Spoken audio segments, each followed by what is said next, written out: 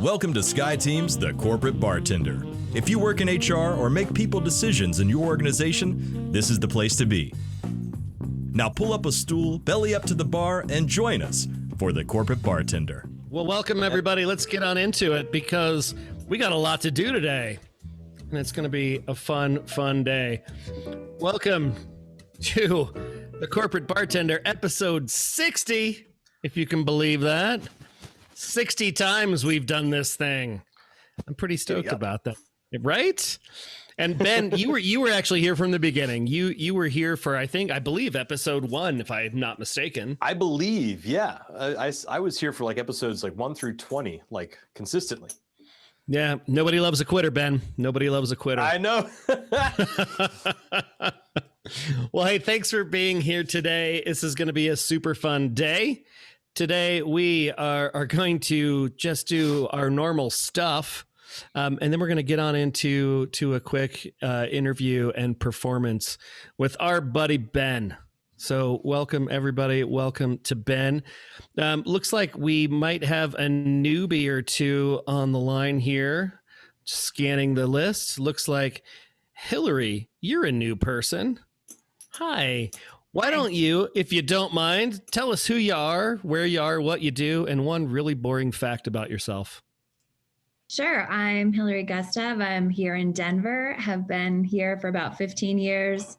Last summer, moved to the DC area, which is where I grew up. COVID brought me back here in August, so resettling back in Denver. Have experience doing change management work for mostly nonprofits and public sector, co-owned a consulting firm, doing that type of work for a while. And one really boring fact, that pumpkin over my shoulder, my daughter replaced the real pumpkin I had with this fake one, and took the real one to school to show people. So the pie I was planning to make is not going to happen now. Not going to make a pie out of that pumpkin, are you? So you said you're from DC. Where are you from in the DC area? Because I am as well. I grew up in Fairfax County, so Centerville and then Arlington. I grew up in Manassas, so just about 5 miles away from you. Yep. And I'm in Maryland. I work in DC, so yeah. and Eric, we know you never grew up. So stop with that grew up in DC. That's fair. I was reared in DC. Awesome. Thank you, Hillary. Thanks for playing. In my bid for continual shameless self-promotion, I'm going to pitch my article one more time that I wrote about coping and dealing with what it's like being where we are in these crazy times, and how some people are feeling even lower than they were back in March and April. So if you haven't checked that out, please do. If you haven't joined us over on the Bartender Network, please do that as well. And then we're going to pop right on in to headlines. So I only have 3 for you today. I thought they were all well worth your time. So the first one here is from Forbes, and it's called, "If the pandemic has taught companies one thing, it's that HR one-size-fits-all approach has had its day." And what was interesting about this article to me is it discussed the shift into what they called employee relationship management, ERM, but not doing it in the creepy monitoring everything that you do, taking random shots from your webcam to make sure you're actually sitting in front of your computer kind of way, but in more of an embracing objective performance systems like OKRs. Laura, you know a little bit about OKRs, don't you? I heart OKRs. That's somewhat honestly and a large part sarcastically. But I thought that was interesting, just in terms of, accepting this more distributed workspace and how that's going to shake out. So I thought that was pretty cool. That one's worth your time. The next 2 are from HBR. And I thought this was interesting. This first article here: successful remote teams communicate in bursts. And what it says was their research showed that bursts of rapid fire communication with longer periods of silence in between are what sort of are the hallmarks of successful teams. That's what separates them. So I was like, what does that mean? Communicate in a bursty manner. which is actually words that they use in the article. And unlike asynchronous, everybody just sends messages to each other whenever they feel like it. What this says is they should align their work routines and communicate in short periods where everybody can respond rapidly and attentively, which I thought was kind of a cool thing. We've never tried that. And I know, just knowing how I'm wired, as I'm doing my thing, when those bells and whistles start going off, breaking my concentration, I get cranky. Morag's not here, so she can't vouch for that, but I get cranky. So, and on that same note, this idea of giving your remote teams unstructured time for collaboration, not for doing work, but just for hanging out. And what I thought was kind of cool about that, they mentioned a few things in that article. One was, pairing up with like you do with a workout buddy, with a virtual coworker, where you both, turn your cams on, sit in your Zoom room and listen to each other breathe, like you did when you would sit across from them in a common room. What they found was, it actually pushed collaboration a little more, because I could just look up and say, "Oh, hey, Ben, I was thinking about blah, blah, blah. What do you think?" And he would respond. So virtual co-working. Hot walls was another one, which I thought was kind of interesting. Google's been doing this for a long time. I remember going to Google in New York a couple of years ago, and we were on a video call with somebody based somewhere else. And we were getting up to go to lunch down in the cafe. And the client that we were with said to the person on the video, "Hey, we'll see you downstairs." And I was like, what are you talking about? And we go downstairs, we get our food, and there's this little area where there's like a couple of couches and a couple of tables, but there's this giant screen on the wall that people can just log into. So we were actually able to have lunch with that person who was based somewhere. I think they were in Mountain View and we were in New York. And then the third one is a technique that we've been talking about for a while, and that's the open office hours, a la your old professor. Every Tuesday and Thursday from 2 to 4, I'm going to be sitting here with my cam up, or at least with the room open and my mic on, so I turn the camera on when you come in. You guys have any other ideas for things like that, for helping folks connect when we're distributed, that have come up since the last time we talked about it? So this is something that Cable Labs did prior to any of this craziness we're in. We have an office in Sunnyvale, California, with about 12 to 15 employees. And then we have our main office in Louisville. And in both of the main break areas, there was always a TV that had a direct video connection to the other location. So if somebody in the office was walking through, you saw them. And if somebody in Louisville was walking through, they could see us. And you could walk up and talk to each other. And what I thought is cool about it is it's not like people used it to communicate a whole lot, but that visual cue of they're still our people and we're still their people. We had a visual cue to, kind of create that connection, even if we weren't using it to actually talk to each other. So I thought that was kind of a cool idea that we had in place before this. So that's really cool. Very, very cool. Thanks, Lori. All right. Anybody else? So we got somebody else just coming into the room. Somebody called Tyler. Mark, you had something? Yeah. So I've heard of starting a 4:00 meeting 3-4 minutes late, but opening up and putting people in breakout rooms. So then they can feel like, hey, I've walked into a meeting and I'm going to converse with Lisa and Lindsay for a little bit, and then Mike, and then all of a sudden, Eric has to play control freak and, call everyone to order. So, sorry, that's that Dodger hat that's still killing me, but jealousy. No, but, again, it just kind of gives people that virtual feel like, hey, if I was in the office, we'd be doing this anyways. And then we get down to business. So. Absolutely. Absolutely. All right. Well, Ben. Yes. Let's talk about Ben. Oh my goodness. I am the number 3 expert on me. Yes. Something just happened on my computer and I have this big red square on one of my screens and I don't know what that's all about. Yeah. And you're very politely sharing it with all of us. Yeah, I don't know what that is. I'm going to stop the share. It's making me angry. Settle down, Tina. Have a Snickers, Tina. It's reminding me of Amsterdam. Oh, let's see. I don't know what that is either. Who is our friend Tyler? Yeah, are we getting Zoombomb by Tyler? Is that what's happening? Tyler, you got 5 seconds to report in. Yeah, I think Tyler's maybe causing some problems. Ooh, Tyler's got to go. Yep, I am. It's going to be voted off the island. Poor Tyler.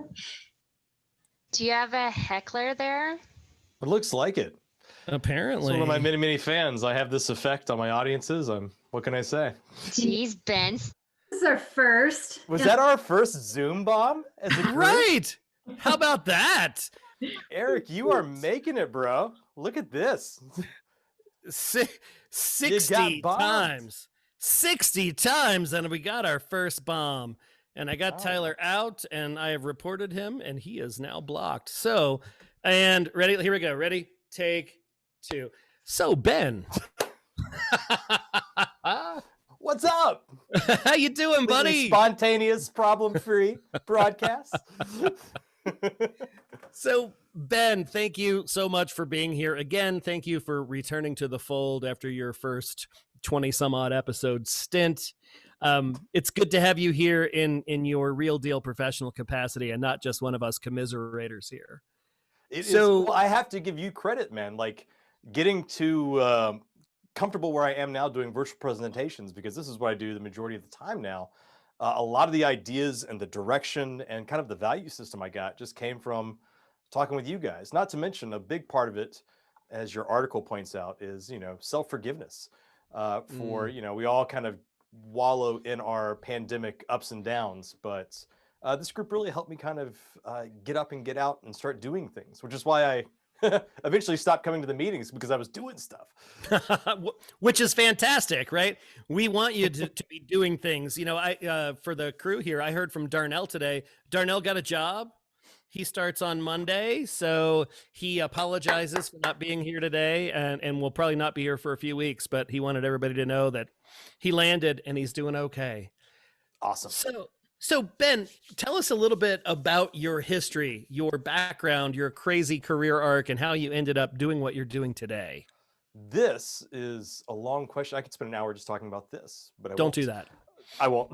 So my background is actually not in HR or even in the business realm. My background is in entertainment and in theater. All my degrees are in theater, acting, playwriting. And my first real job, the one I feel like was kind of my 9 to 5, was as a street performer. When I got into an acting school in Chicago, it met from 8 a.m. to 6 p.m., 6 days a week. So I couldn't get a job. So I was very lucky. My first mentor in magic, a man named Jim Cellini, taught me how to street perform, because that's what he was. But his last lesson was, once you kind of get to where you can make a living as a street performer, figure out a way to not make a living as a street performer. Get off the sidewalk. And he said, you don't want to end up like me. And long story short, I started from the sidewalk. I started doing house parties, country clubs, holiday parties, corporate events, sales conferences, trade shows, and just kept working my way up. And I got to a point where I was having a lot of fun, but at the end of the day, and don't tell me, if you say I said this, I'll deny it till the day I die. But the truth of the matter is, magic, as it's presented on stage, is not real. So even though I was getting all this applause, it felt like a little hollow for me. And I wanted to do something that I felt was sincerely like giving back to my audience and having an impact on their lives. So I started doing the one thing I knew I could do, which is help them with their presentation skills, my background in theater. So I helped a lot of clients with their keynotes. And out of that, I developed a keynote of my own called Connect Like a Mind Reader, which was picked up to be a TED Talk way back in the day, probably 2015 or 16. And out of that, I kind of broke into a keynote speaking career, worked with a leadership development firm for quite a while, where I met Eric and Morag and Ruby and those amazing people. And now I do this on my own. I help people with communication, with their leadership development skills. And the great part is I can incorporate magic, mind reading, theater, entertainment, all that fun stuff into it, because I don't know about you, but I know at least on more 2 or 3 occasions, I have suffered death by PowerPoint. And it is a pet peeve of mine. And so I work very hard to not do that and keep people engaged, which is a whole, this whole other realm of engagement when it comes to virtual platforms. But yeah, so that is my story in a nutshell. If I was going to give you my Simon Sinek why, I hate the fact that, someone once asked me, what's the difference between a good idea presented badly and a bad idea? And I've asked that question to a lot of my audiences, and most of them say there is no difference. But there's no difference on the surface. The reality is, if there's a great idea that people don't have the opportunity to connect with because of a lack of communication skills, the reality is the difference is a loss in value. That's a great idea, that is value, that is someone's potential that isn't being fulfilled because they're having a hard time communicating. And that is kind of my why. I want to abolish that off the face of the earth, because the other side of that sword is a bad idea presented really well is quite persuasive. And we want few of those getting to the surface. Yeah, I think that's why we've all been at a timeshare presentation at one point in time. At one time or another. Because it just looked too good. Well, hey, you have a really interesting way of using magic and mind reading and mentalism to connect to leadership, communication, and influence. Mm-hmm. Are you ready to take us on a trip? Yeah, let's do that. That sounds like a fun idea. Let's do it. So let's do it. Well, first and foremost, I want you guys to know that, yes, you see me. Oh, hold on. Let me get rid of my one little thing on the screen here. Hide self view. Perfect. Because this is what I see. Wave at yourselves. This is what you guys look like when you're waving. This is what you sound like when you're applauding. Woohoo! Or that's just me. But that is okay. So let's just jump right into it. First and foremost, the most important question of this presentation. Is anyone here a Bill Murray fan? Show of hands. I'm looking at you. Bill Murray fans? Oh, yes. Oh, all of them. All of them. Well, we have a new person here today. Where did she go? Was it Hillary? Oh, Hillary, welcome. Thank you so much for coming today. Hillary, what is your favorite Bill Murray movie? It's not a very original, but Groundhog Day. Oh, no, it is original. That's why we all love it. And it's time. It was cutting edge. Does anyone know what movie this image is from? Ghostbusters? Who said that? Hillary. Hillary. Hey, strike two, not strike two. Ding, ding. Was this a silent answer to yourself? Oh, no. You get a loud round of applause. Yes, that was from Ghostbusters. Do you remember what was happening in that scene? Yes, he was doing a science experiment around psychic ability with someone who, if they did not guess the correct face value of the card, they got a shock. If they were an average man. Yeah. And Hillary, what he was using was cards that were invented in the 1920s called ESP cards. Now, don't worry, we're not going to have any kind of electric shock happening here today, but we are going to be using these ESP cards. I have a couple different camera views here, so I'm going to let you see this one. This is the close-up. So you see we have a circle, we have a square, a star, a plus sign, and because I've been in quarantine for so long, I often refer to this as the bacon, but we will leave that there.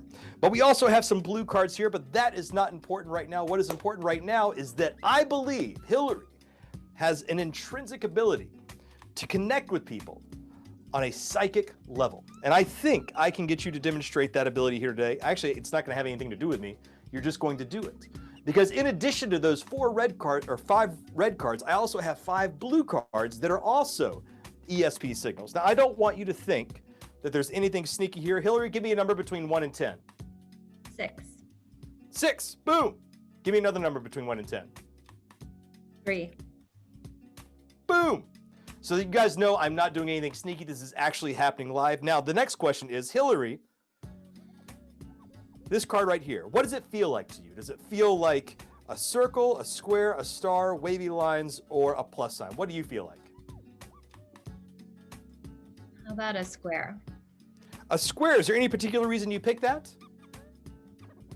It's just my psychic ability. No, I That's don't exactly know. what it is. That's exactly what it is. Your psychic ability. Give her a round of applause. Well done, Hillary.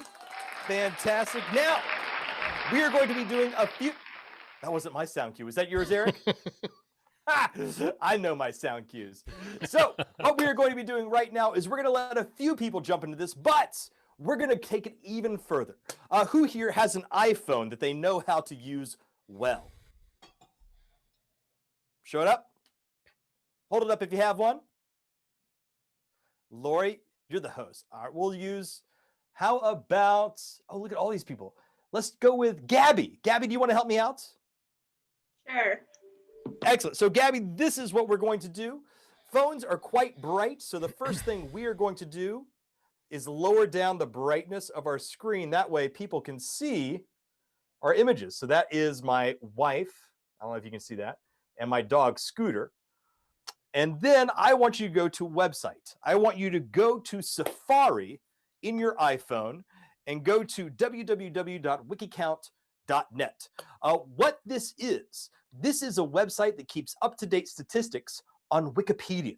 When I used to do mind reading for live audiences, I like to use books. I'd pick out books. Some people would bring them. They'd go through it and try to find a word, but I'm just going to use the biggest book that we all have access to, wikicount.net. Gabby, are you at wikicount.net yet? Yep. You are. How many articles are there in Wikipedia right now? It's 6,181,618. So 6 million and more. It's like and does it's like three numbers repeated twice, which is okay. And does it say how many words are in each article on average? 1330. 1330. So we'll do 1330 times, and you said 6 million 181. Oh, what? So we'll say 6.2 million, and that gives us a number of 8 billion. I don't know if you guys can see that. 8 billion and a whole bunch of words in Wikipedia. So, Gabby, is there a button on there that lets you connect to Wikipedia? Yes. It says click this, click that button. Now, Gabby, I want you to think in your mind, don't say it out loud, but think of any word in the world, something appropriate for mixed company, an article that you can look up within Wikipedia. It can be on airplanes. It can be on Victorian farming, anything you like. Don't let anybody know, but type it into Wikipedia and then hit go. Any language? Preferably English. Okay. Just checking. I'm not a bilingual mind reader. I'm working on it, but it's not quite there yet. Okay. All right, you've looked something up. Now go into that article and find a word, but don't say it out loud. And what I want you to do, Gabby, this is very important. Gabby, I want you to pick any word out of that article, but do me a favor, Gabby, and make it a big word. Something with like 7 or 8 letters, 3 or 4 syllables, a nice big word that I can kind of connect with you mentally on. Okay. I've done this in the past, and people think of words like or the. It's very difficult. So you have a nice big word. Yes, Gabby? Yes, I do. Now burn that word into your memory. This is the thought that I'm going to go after in your mind. Also, Hillary, you helped me out a little while ago. This is what we're going to do right now. Hillary, pick someone else in the corporate bartender meeting today. Anyone you like. Mariah. Mariah. Where are you at, Mariah? I see you there. Mariah, can you turn off your or unmute yourself for a little bit? Okay. Mariah, let's go really quick. Let's use this card. Mariah, what do you think this card is? A star, wavy lines, plus sign, or circle? The wavy lines. The wavy lines, or in my case, I always think of that as the bacon. I like that. All right, Mariah, let's use this card next. Mariah, pick somebody else. Eric. Eric, what do you think this is, my friend? Right now we have a circle, a star, or a plus sign. What do you think? That is definitely a star. A star. You're a star, buddy. Pick someone else. I am going to go with Yvonne Perry. Yvonne, since it's Yvonne, I'm going to use this card instead. Yvonne, do you think this card is a circle or a plus sign? What do you think? Plus. A plus sign, all right. And that means this last card, of course, is going to be the circle right there. So, Hillary, this is the order right now. I want you to keep thinking about it, but we also have another word. Gabby, do you still remember your big word? Gabby, I'm going to give you a free association. I'm going to say one thing, and I want you to say the first thing that pops in your mind. It can be anything at all that's appropriate for mixed audiences. It's this crowd, so you can really say anything. You say whatever you want. Right, yeah. So, Gabby, the word I'm thinking of is work. What's the first thing that pops in your mind? Hard. All right. The next word I'm thinking of is language. What's the first thing that pops in your mind? Easy. A laugh. All right. The next thing I'm thinking of is love. What pops in your mind? Needed. Needed. Oh, all right. And so let's actually, the word you're thinking of in your mind right now, what I want you to do, take the first letter of that word and think of a different word that starts with that letter. Any word at all. What's the new word you're thinking of? You want me to say it? Yeah, the new word, not the old word. Rat. Rat. All right, let's do one more. How about connection? What are you thinking of now?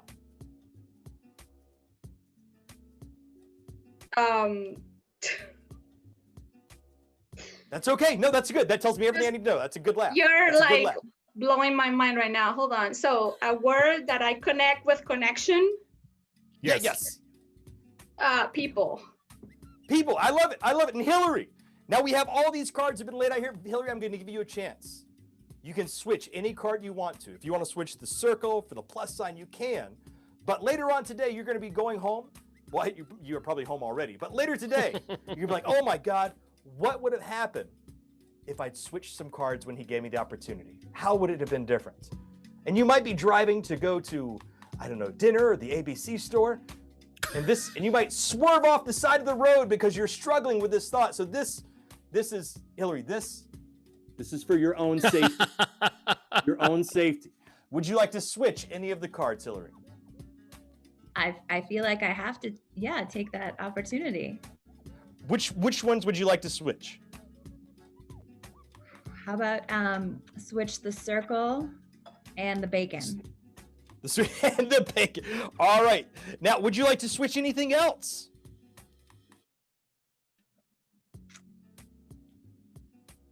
Again, I feel like I have to. It's okay. I'll give you the opportunity. Let's switch the star and the plus and just recraft the whole board. Oh my goodness gracious. She doesn't care about any of the choices you guys made. All right. Would you like to change anything else? You want to change your mind again? I'm scared to at this point. Are you happy with the mind you have? I think so. She's not going to change it. Well, I have to tell you, Hillary. Yes. I am so glad that you switched those cards because that is exactly what we needed to have a perfect match. Give Hillary a round of applause. Yes. Fantastic, Hillary. But we're not done yet. Gabby, you have a word in your mind, a word that you haven't told me. Gabby, and you've told me about connection and people. And do you like to help people, Gabby? Mm-hmm. Do you like to offer advice? If it's well received, yes. Okay. Hold on. Or ask for it. Yeah. So this is something that kind of positive information flowing from one person to the other. I'm getting this idea. This is the idea of giving good feedback, positive feedback, of recommend. No. Oh my God. Is the word past tense? Recommended? Is that your word? Recommended? Yes. It is? But yes. Hold on. That's just one word out of Wikipedia. But before that, you got to think of any word at all that you searched on Wikipedia. And it was something simple. Mm-hmm. After I told you I couldn't handle more than one language, you wanted to make it easy on me. So you gave me a very simple word. It's a place that that we've all spent a lot of time. Does that make sense? Mm-hmm. Is the word that you looked up on Wikipedia is the word house? Yeah. Is that the word? Yeah. Yeah? All right, I'll take it. Every day and twice on Sunday. My heart is pounding so hard right now. Your heart is pounding. That's great. That's great because that leads me, Gabby. I This saw next it question coming. The next question is for you, Gabby. What does mind reading, when it's done well, feel like? You said right now your heart is pounding. What else does it feel like? It feels scary. It's scary. Why is it scary? Because you can read my mind. Yes, because there's that profound connection. Right. And you know what? When we're scared and when we feel like there's uncertainty, another thing happens. We become exceptionally present and engaged, right? Mm-hmm. So you all were engaged. Was anybody suffering death by PowerPoint through all that? Everyone seemed to be paying attention pretty well. Yeah, Eric, give me the thumbs down. But yeah, we feel engaged. We feel connected. We feel right on the edge. We're really present. These are all the things that happen when mind reading is done well. But, and again, I'm going to deny it to my dying days if you tell anybody I told you. Spoiler alert. I'm not a psychic. What? I'm not a psychic. Oh, I don't believe I'm not it. a psychic, man. I have no magic abilities. I'm not a wizard as much as I would like to be. I've dressed up for one for Halloween, but I'm not. Everything I do on stage has a secret. All mind reading is the process of obtaining and delivering information. And what's really interesting is that's a lot like communication. Communication is the process of obtaining and delivering information. So my question for you is, what is the difference between communication and mind reading?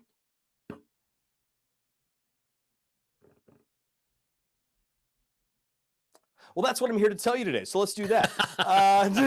Sorry, what was that for me? That was for everybody. That was for anybody. Okay. I've been to this show before, so I wasn't going to answer. I'm going to tell you the difference between communication and mind reading. It's the process of obtaining and delivering information. The process is simple. There's a basic foundation you have to have. You have to be able to use your voice and your body correctly. It doesn't matter what you're saying if you're mumbling. But the real difference is that mind readers, when they're performing, they stick to a set of principles when they're delivering information. And these principles, when applied correctly, create these moments like Gabby was talking about of intense connection, making us hyper present, keeping us really engaged. The question is, what happens when we take these principles and we apply them to our everyday conversations and communication? What happens when we do that, and this is what I've been kind of fascinated by, is we get those same profound moments of engagement, of being present, of trust building, of connection. And that is what I'm going to teach you guys today. The principles that mind readers use when they're performing and how we apply those to our everyday communication. So going back to this, I want to give you a quick little quote that I absolutely love and think applies here from Ralph Waldo Emerson.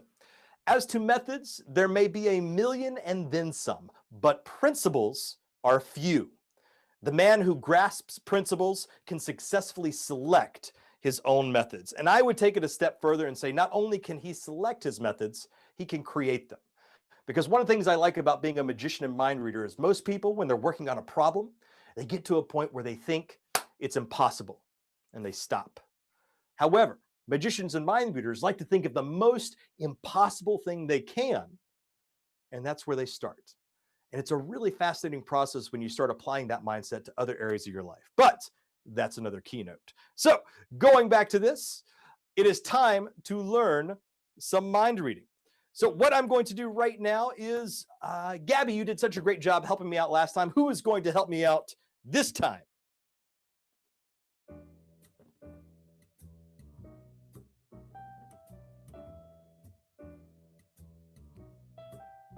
Stacy's going to help out. Stacy, can you unmute yourself for me, my friend? Yes. Stacy, this is going to be a very, very basic mind reading trick that I'm going to teach everyone here. I have 3 objects that I keep in this little case, actually 4 objects. I'm going to show you what they are. These are, in fact, coasters. Boom. We have whiskey, we have beer, and we have wine. Can everybody see those? Yes.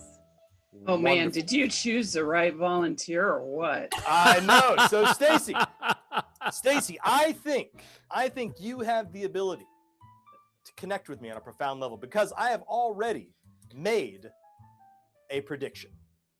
I've already made a prediction. And I think in a moment we are going to eliminate 2 of these coasters because I only need 1. And if I get it wrong, if I'm incorrect about you, I will give everyone here $20. Usually I would do this live, but today I will Venmo everyone $20. Here's the proof. It's in the pudding. I have it there for safekeeping. So, Stacy, are you ready? Yes. Stacy, I want you to imagine that in front of you, there are 3 coasters, a lot like there are right here. Okay. Wine, beer, and whiskey.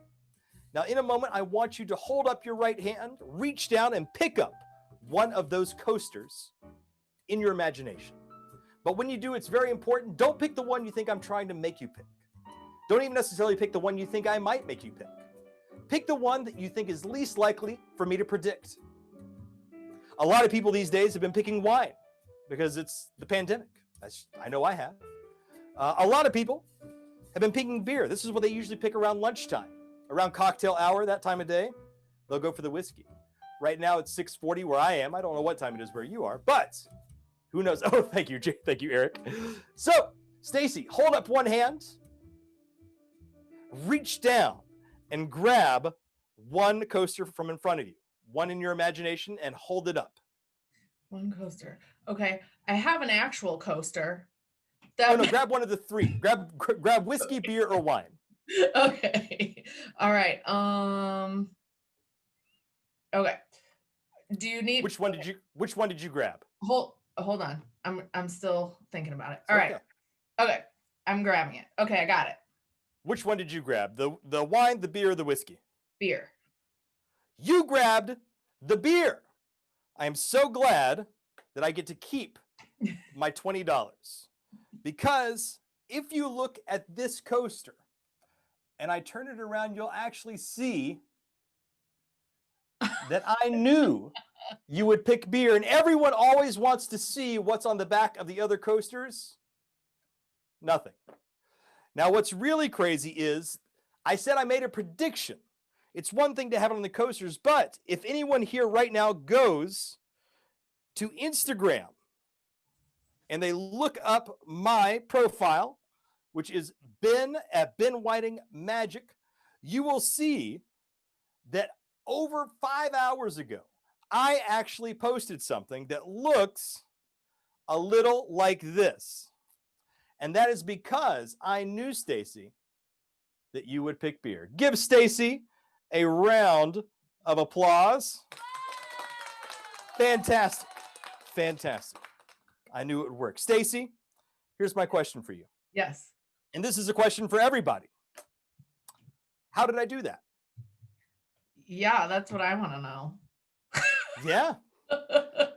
Prediction was on Instagram hours ago. It's printed on the back of that coaster, of the beer. Any guesses? I'm going to teach you, but I'm always curious as to what the guesses are. I was gonna go with the visual of the coaster because the beer one has thanks. Has a black circle. It's more like prominent to the eye than the other 2. Oh, because of the circle there. Yeah, that's a good point. Now, don't get me wrong. I know a lot about this probability. I know that when one is in the middle, it gets picked more often than not. But when I do this in a keynote for 3,000 or 4,000 people, I can't be wrong. I can't play the odds. So I have to be confident it's going to work every single time. But yes, that is correct, Gabby. I am very, very well aware of the odds. Any other guesses? No. So I'm going to teach you how to do this. First off, I also want you to remember how you're feeling right now. That kind of moment of impact, that moment of wow. Mm-hmm. And remember that we can create this in any conversation. So, Stacy, yes, we are going to do this again. Okay. The only thing I request right now is that you do not pick beer. Sound good? All right. Deal. So, deal. Stacy, in front of me, I have 3 coasters, whiskey, beer, and wine. We are going to eliminate 2 of these because I only need 1. Sound good? Sure. Stacy, I want you to imagine you have these 3 coasters in front of you on your desk. Hold up your right hand for me. reach down and pick up one of those coasters. Which one did you pick up? Whiskey. Now hold up your left hand. Reach down and pick up another coaster of the beer and wine. Which one are you going to pick up between beer and wine? Beer. Beer. So right now in your hand, you are holding whiskey and beer, correct? Yes. All I want you to do is hand one of those through the screen to me. Just put it right there in my hand. And which one did you put in my hand from your imagination? The beer or the whiskey? Beer. You put the beer in my hand. Now, before this started, I said we were going to eliminate two coasters. Yeah, you did say that. Because I only needed one. And which one did you put in my hand? Beer. Isn't that something? Yeah. That, my friends, is the secret. There is no secret. This is simply a communication exercise. And there's lots of things we can do. I'm going to explain to you right now how we do this, going back to the PDF. The process of communication. The first thing we have to do when we communicate is we have to plan, AKA we have to know our desired results. When I was a little kid, I wanted to date Veronica Clark. She was in the 11th grade. I was in the 6th grade. One day, man. Yeah, I didn't know that though. I was young enough to, I hadn't had my heart shattered into a million pieces yet. But my buddy Ramsey and I, we went home one day. We got a dry erase board. We spent hours crafting the most beautiful words you'd ever heard. Something along the lines of, "Hi, Veronica. My name's Ben. I don't know if you know me, but I'd like to go out with you if that's okay." Hours. And then my buddy Ramsey, he called her because this was before caller ID. He called her up just to make sure she was there, like a creepo. It was like, "Hey, is Veronica there?" "Yeah, this is her." Click. So I knew she was there. So then I called her. I read the dry erase board. I had my heart broken. That's besides the point. The point is, I put a lot, hours of time, effort, and emotional energy into planning that conversation. And yet, it was just a 6th grade kid asking out another kid. But when we have bigger conversations in our lives today, how often do we put that much effort into preparing the conversation? When I did this trick right here, I knew what I wanted my desired result to be. I wanted it to be the effective mind reading of that profound aha connection. I knew that this was written on the back of the beer coaster.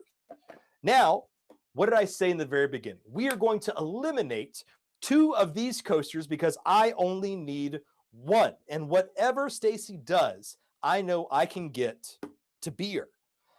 If, for instance, she picks up wine and whiskey, I re-emphasize the word eliminate. I said we were going to eliminate 2. You chose wine and whiskey, leaving us with beer. If she picks up beer and whiskey, and then last time she handed beer through the screen to me, if she handed whiskey to me through the screen, I would have tossed it aside and said we were going to eliminate 2, and what's the only one you're left holding? And it would have been beer.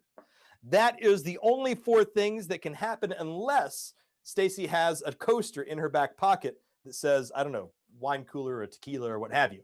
But, and I'm not going to counter past that, but we try and control things best we can. So the first thing we have to do when we have a conversation, we have to know what we want and plan for possible variety of different outcomes. The next thing we want to make sure we do is that we obtain information correctly. This is all about active listening. And the big point I have here is there is a difference between listening to respond versus listening to understand. And we always want to make sure we're putting our energy into listening to understand. We do that by turning off all those little filters we have in our head that happen when people are having a conversation. A lot of times when people are listening, what they're actually doing is they're waiting for a moment to correct the other person. It's just like when Christopher Columbus came and arrived in 1496. I believe what happened. Oh, I just saw like 3 of you twitch when I said 1496. Because you know that Columbus arrived in 1492. But there are some people, obviously not anyone here, there are some people that would steamroll into the conversation. It's like, whoa, I just need you to know. I need you to know. Columbus, he got here in 1492. And then, of course, the conversation's off track. It's awful. No one wants to be that person, though. So we don't want to listen to correct. Other people will interrupt a conversation to demonstrate knowledge. No matter what the point of the conversation is, if they hear something, a topic they know a lot about, They want to jump in the conversation and talk about it. Does anybody know anyone like that? Show of hands. Yeah? Yeah, but no one wants to be like that, right? All right. And another one is people will listen to relate. Another word for that is steal focus, which means anything in the conversation that they can somehow tie back to themselves, they'll do that instead of actually listening to what they should be listening for. And when we're in a conversation, the things we want to listen for, we want to know what the person who's talking to us, what is their objective? What do they want to get out of the conversation? We want to know what their anticipated obstacles are, the challenges that are going to prevent them from getting what they want. We want to know what their given circumstances are. This is an actor term. Another way of saying what is the context in which they're trying to achieve this goal. And the most important thing, we want to know and understand what are their values. Because more often than not, especially when we have to meet someone on middle ground, we're not going to do it talking about what we want or how we want it. But a lot of us, we're humans. We're wired to be social. We share the same values. We all have people we love that we want to be safe. We all want fairness so that we can make a living and help those we like. Values are where we often will find our middle ground. So we want to listen for them and make sure we know what they are. And bonus points, likability. If you really want to be likable, I think Zig Ziglar said it best, if you go out into the world trying to find friends, you will find few. If you go out into the world trying to be a friend, your friendships will be numberless. Another way of saying that is listen. Instead of trying to make yourself likable, listen for things that you like about the other person, and then simply share that with them. It's one of the biggest, most profound things I've learned about networking is that little trick right there. So after we obtain information, we want to deliver information simply and unarguably. Tricks to this is to communicate without assumption. Right now, what am I doing? Everybody watching? Swimming. No, I am waving my arms in the air inside my home office. In my imagination, I could be, I don't know. No, wait, Ben. I meant you're being a dick. Ah! Well, that's, I would like to say this is the first time anyone's ever said this to me in a presentation, but I know exactly what to, no. But yes, obviously that is kind of the mindset of assumptions. I could, in my hand, be dancing in a vat of Jell-O. I could be fighting off honey badgers. You don't know. So we have to approach everything we say as if it's completely objective. Every time Stacy made a decision with the coaster, I never said that's wrong. I never said, are you sure you want to do that? I always let it be objective. And then I just repeated what she said. Moving right along. The principles of mind reading. Now, this is where the rubber hits the road. These are the principles that are going to create those aha moments of impact. The first one being, don't take attention for granted. Death by PowerPoint. There are so many ways that our attentions are torn apart right now. And by the way, Zoom fatigue is real. I never understood how I could drive for 7 hours one day, just sitting there, doing nothing, driving. And when I got home, I was exhausted. And I'm even more exhausted after 3 hours of Zooming. The reason is because our brain is concentrating and putting focus on a square that is this big. And that actually takes a lot of, frankly, calories, mental bandwidth. So yes, Zoom fatigue is real, and we want to do everything we can to engage people and keep them entertained. The secret to engagement is unpredictable variety. Variety in our voice. It can go up. It can go down. We can slow down how we talk. Not to mention, change our pitch. And then, of course, my body language. If I'm moving from side to side, as long as it's reinforcing what I want, that's variety. And when we're in the virtual world, you'll see things like music. Of course, if you have any questions, you can email me at ben@benwhiting.com. I can switch to this camera over here and do something. This is all just to give you guys unpredictable variety and even see yourselves to hold you accountable. This is what you look like when you're clapping. All right. So, unpredictable variety. That is the key to engagement. The next thing, communicate through curiosity, aka dots. What does that mean? That means we have to let people connect their own dots. We can take them right up to the edge of the cliff of something, but they have to be the ones that jump off. If I had done this trick with Stacy, and I said, Stacy, here, I have 3 coasters. I have beer, whiskey, and wine. Stacy, can you unmute yourself? I have to unmute myself first before you'll hear me. Yeah. Stacy, yes. Pick beer. Are you playing with me right now? You really want Pick me beer. Okay, beer. Pick beer. Beer. Beer? I predicted it. Why aren't you clapping? So that is, oh, thank you. But how often do we communicate like that? We don't want to let people connect their own dots. We want to just push them from A to B, and they don't necessarily understand why.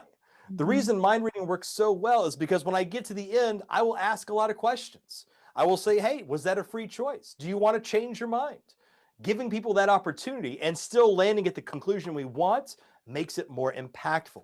So even when you know something, it's important to let other people connect their dots and get there along the way.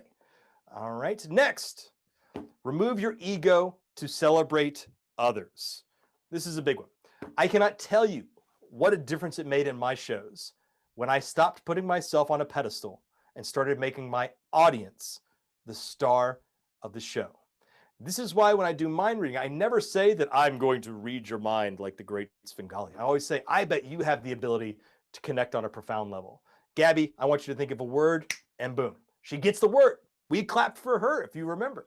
Also, people will always support what they feel you helped, or what they feel they helped create. I want to say that one more time. People will always support what they feel they helped create. And when we give people the opportunity to celebrate one another, that builds community. And if you're facilitating that, you become a part of that community. Eric can talk at length about the importance of tiny celebrations with your the tiny habits. Tiny habits, yep.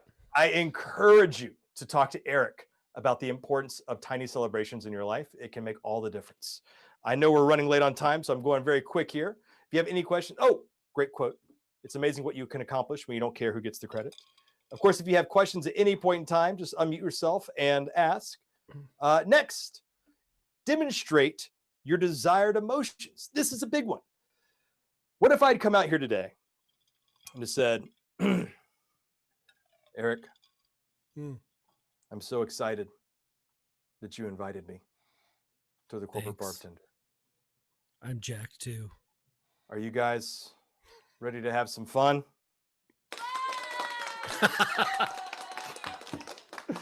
We can't we can expect our audiences, whether we're on stage or in a meeting or hanging out with friends, to be more excited about something than we are, or more upset, or more passionate. So we have to make sure we are setting the bar emotionally of where we want people to get to. When I come here, I am ready to have fun, and honestly, I'm already having fun. It's great when I see people like Morag joining, and yes, I saw you join, Morag. Good to see you. All right, there's, yeah! And we're coming down to the nitty-gritty here. We also want to make sure we communicate the why. It is not enough to say what we want done. We have to make sure we communicate why. By show of hands, who here is familiar with Simon Sinek? Yes, yes, yes. Oh, so good. If you are not familiar with Simon Sinek, I highly recommend you check out his TED Talk, How Great Leaders Inspire Action. It talks about not just how to communicate, but why we communicate, and from a neurological standpoint, why it works. Great example of this, when I was a little kid, I wanted to be Harry Houdini. So I asked my dad to tie me up and throw me in a pool. He said he would not. I didn't understand why. I was upset. But my dad traveled a lot when I was a kid. So our compromise was we were going to create a brochure, something that we could give to the local newspaper. With me doing all the Houdini poses with the rings, the cards, etc., writing up a little bit and send it off. But this was the late 80s, early 90s. So that was before iPhones or even digital cameras. So I want you, Corporate Bartender audience, I want you to imagine that it is your job to develop film. If you're a millennial, Google what film is. It's like finding an arrowhead these days. But I want you to imagine it. And then one day, this little gem comes across your desk.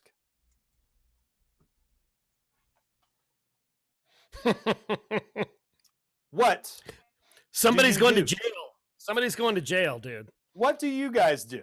You're smiling, but you wouldn't be at the time. And neither was my dad, because when he arrived at Wolf Camera and Video, Child Protective Services, as well as the police, were waiting for him. But this is a great example of is that my dad up to that moment had not realized what he had done because he was so focused on why he was doing it. A great lesson whenever we need to motivate ourselves or motivate other people. Because my dad, if a stranger had asked him to tie up a random kid, take a photograph and develop it, he would have said no, and rightfully so. But all he saw was his son, who he wanted to connect with, who he loved and wanted to support, chasing a silly dream. And what wouldn't you do to support your kid? Just so happens what my dad did was a felony. Moving right along. Oh, I should also point out, he explained, like, as soon as he realized what was going on, well, the first thing he said was like, whoa, he asked me to do that. Go! You don't want to say that. You don't want to say that. But then he kind of resigned himself to his circumstances and said, look, take me to jail, but if you just want to come to my house and talk to my kid, he wants to be a magician. And luckily, there were other photos of rings and cards and all that jazz. So the police said, that is so far-fetched. We believe you. Don't do it again. Or if you do, buy a Polaroid. All right. So last but not least, after communicate the why, this is something that I absolutely love. Remember the 4-to-1 ratio. Now, this deals a lot with feedback, but I think it's also just in terms of positive and negative comments. Show of hands, who here knows the 4-to-1 ratio besides Eric and Morag? Nope. Oh, Lori does too. A few of you do. So the idea here is, if we want people to seriously consider and engage with a piece of constructive criticism, on average, they need to hear 4 pieces of positive feedback. That's the balance. That is balance, 4-to-1. So we always want to make sure we're demonstrating those tiny celebrations, like I said earlier, and demonstrating gratitude on a day-to-day basis, communicating through the lens of curiosity and a desire to learn, as opposed to trying to be right and place blame. That is a lot of information I've given you guys. We have talked about the basics of mind reading, communication, how it's the process of obtaining and delivering information after we have a basic plan in place. We've talked about the principles of mind reading, removing our ego, letting other people connect the dots by communicating through curiosity. When you want to get a great idea across, don't communicate on the quality of the information you share. Focus on the quality of the questions you ask. We've talked about communicating the why and the 4-to-1 ratio and practicing gratitude. Does anybody have any questions about anything I've talked about in the last 45 minutes? Rock and roll. I will give you this last little tidbit here. It's one of my favorite quotes. More often than not, we overestimate what we can accomplish in a day, but we underestimate what we can accomplish in 5 minutes a day for a month or 3. And that is simply my way of saying, my hope is not that all of you go out there and try to become communication and leadership nerds like I am. My hope is that out of today, you found 1 or 2 things that you found interesting. And maybe one of those things you might try. And if that one thing makes your life a little bit easier, then I feel like I'm doing my job. I'll end with this. A lot of people say, Ben, this is a lot of information, and we're in the middle of a pandemic, and I feel overwhelmed. I got you. I've had a lot of people come up to me and tell me the same thing. And so throughout the last couple of years I've been doing this, I've been collecting tips on how to eliminate overwhelm from your life and get some of the stuff on your plate off. And all you have to do, if you'd like, is text the word Houdini to 66866. And I will send you that PDF. Your name I will never try to sell you anything. Your name won't go on a list or anything like that. It is my gift to you. I'll also send you the slides from today, as well as a few other little gifts I always just like to give out, because I know that your time is the most valuable asset you have. And I appreciate you sharing some of it with me today. And as always, if you have any questions about anything, you can email me at ben@benwhiting.com. Eric, that is all I got. Dude, thank you. Thank you so much. I'm gonna give you the round of applause. I'll take it. So Ben, I know we're over time, and I don't care. We're gonna keep going. Because I have one more question for you. You're writing a book. I am. and it's called tentatively Connect Like a Mind Reader. Tell us about this book project real quick. So this book project, yes, I have found that, like I said, I think one of my missions in life is, or one of the biggest tragedies in life is people who have great ideas and can't connect them to the world because they don't have the communication skills. Even worse than that is when people have bad ideas and they do connect them to the world because they have good presentation skills. So my goal with this book is to kind of even the playing field. It's broken down into 3 parts. The first is the foundation of communication, which is when I talk about voice and engagement and unpredictable variety, body language. There are things we can do just with our hands, not saying anything at all, that can elicit emotion in people. They're called satir gestures. They're fantastic. But when we combine all that together, we have a solid foundation. The next is the basis of communication, the very simple process of obtaining and delivering information. And how do we do that in a way that is streamlined, easy, and encourages likability? And the very last chapter is the principles of mind reading and how we apply them to everyday conversations. Each one of these sections has a mind reading effect that I teach that gets more and more advanced as the tricks get more advanced. So do the lessons. But at the end of the day, it's also 3 fun tricks, one of which I actually used to do in my professional repertoire. And every chapter also has a small section on likability and how we can infuse likability into our everyday interactions, whether we're doing any of these things. But yeah, so that's the book. It is, the proposal is being finalized as we speak, and I hope that it comes out next year. Awesome. Can't wait. I love watching the journey take place. And if anybody on this call loved what they saw today and thinks Ben could be an asset to their organization, hit him up. It would be, there it is, ben@benwhiting.com. Yeah. We've used Ben. Morag, how many times have we used Ben now? Like 3, 4, 5 times? Not enough times. Yeah. And it's funny because I've seen Ben do his thing for a long time, right? I've known Ben for a few years now, and every time I see it, right, it's still, there's 1 or 2 things that just catch me, that just blow my mind, and I love watching all of your faces when he's doing his thing. Right, it's my favorite part too. It's awesome. Ben, thank you so much for being here with us today. Can't thank you enough. Thank you, Ben. Amazing. Thank you, everybody. It was great seeing you all. And like I said, yeah, if you ever have any questions, don't hesitate to reach out. And if you texted Houdini to 66866, you'll be getting an email from me tomorrow morning with all the goodies. Hey, Ben, if they text you to that number, does Tyler also Zoombomb them on their phones? He might. Actually, that was my wife just making sure I was actually on the phone when I said I would know. All right, let's get on to the funny stuff and get on out of here. Today's funny things. This one made me laugh today. I tweaked my back doing my desk job years old. That's how old I am. This one I picked just for Ben. It's quarantine day again. This one I picked for Laurel. Boss, to prevent spreading germs in the workplace, can anyone think of good alternatives to handshakes to greet people at work? Me.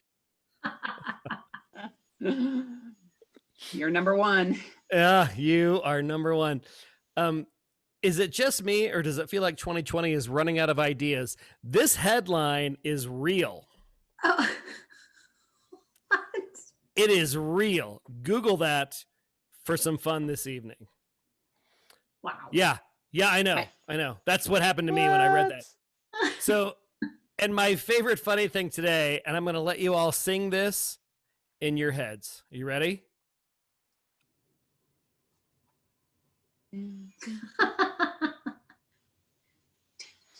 Oh man. It just keeps going. It does. So and I had one to go with your cloned crayfish. Yeah, go ahead. That I saw today. This is out of the Philippines. A police official investigating an illegal cockfighting event was recently killed in a freak accident when he picked up the rooster as he gathered evidence. The rooster's blade sliced the police lieutenant's femoral artery. Whoa. So I say all that because had Laurel come on and said, police official killed by fighting cock while investigating illegal event, you would have all gone somewhere else. But that's what the headline was. Fantastic. I will never stop loving you, Laurel Ditson. Here's your good feels today, if I can get this to play. It's 40 seconds of baby panda at the National Zoo in Washington, D.C. Oh my God, that's so sweet. Look at him.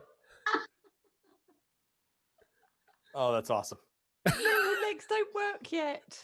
He's trying to go. But wait, look at her. She's holding him.